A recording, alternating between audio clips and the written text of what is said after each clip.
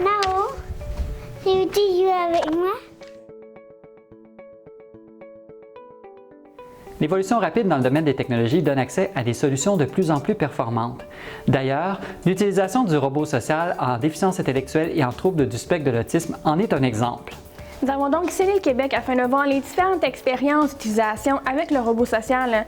Nous sommes donc allés rencontrer le Centre intégré de santé et des services sociaux de Chaudière-Appalaches, la clinique privée d'ergothérapie des petits en Estrie et le Collège de Bois-de-Boulogne à Montréal.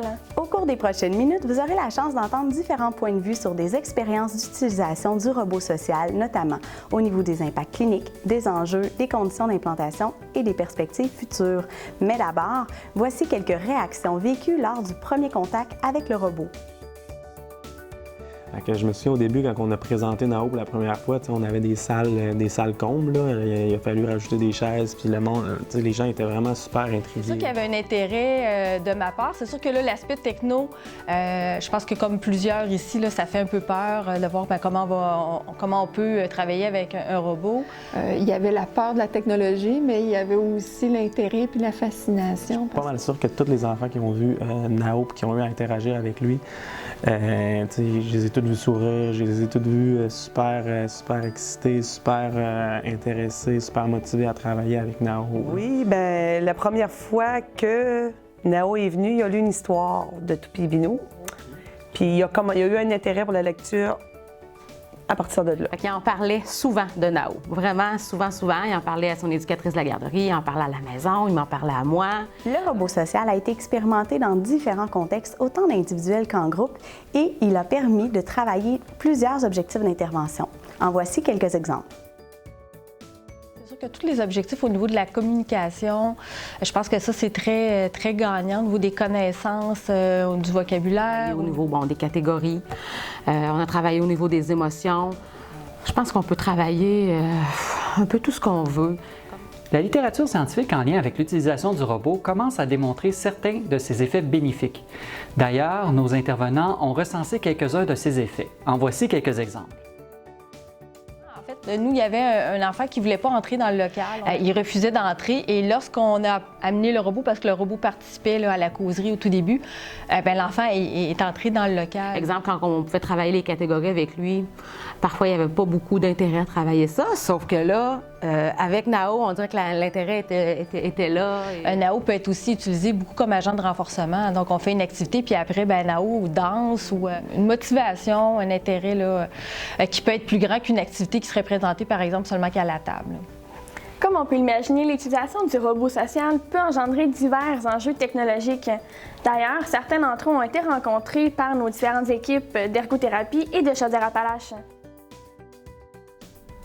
Les enjeux techniques à utiliser un robot comme ça, principalement, il faut avoir un intérêt pour utiliser de la technologie. Également, ça demande du temps. C'est un peu comme une réadaptation. Ce qui fait la différence, c'est la fréquence et la constance. L'enjeu, quand on a ouvert la boîte et pesé sur les pitons, sur les fonctions, ça n'a pas fonctionné nécessairement comme le petit vidéo ou la publicité qu'on avait. Ça va vraiment demander du temps d'adaptation.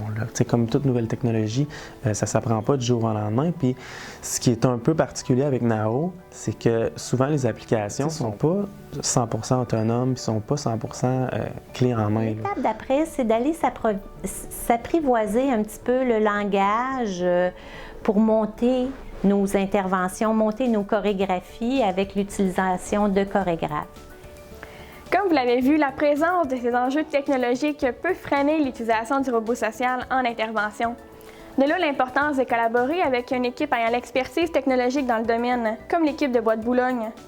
En effet, l'utilisation du robot social nécessite la prise en compte de certaines conditions d'implantation spécifiques. Voici quelques suggestions de nos utilisateurs. Pour moi, on est toujours dans la première phase d'exploration, de développer l'outil pour en faire un outil d'intervention un peu plus efficient pour l'intervenant qui souhaiterait l'utiliser éventuellement auprès de différents clients.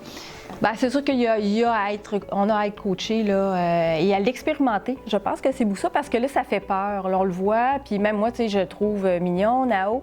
Mais si c'était moi qui étais du côté Anthony, présentement, je me sentirais un peu démunie. Pour intégrer Nao dans mes interventions, premièrement, je pense que j'aurais besoin d'une petite formation de base avec Anthony, voir comment ça fonctionne.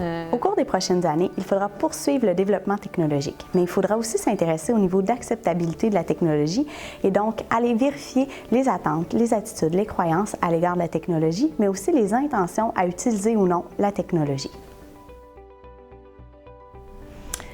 L'avenir avec ce nouvel outil d'intervention serait qu'on puisse utiliser Nao avec diverses clientèles et avec les essais cliniques que nous avons faits, clairement qu'on voit différentes avenues.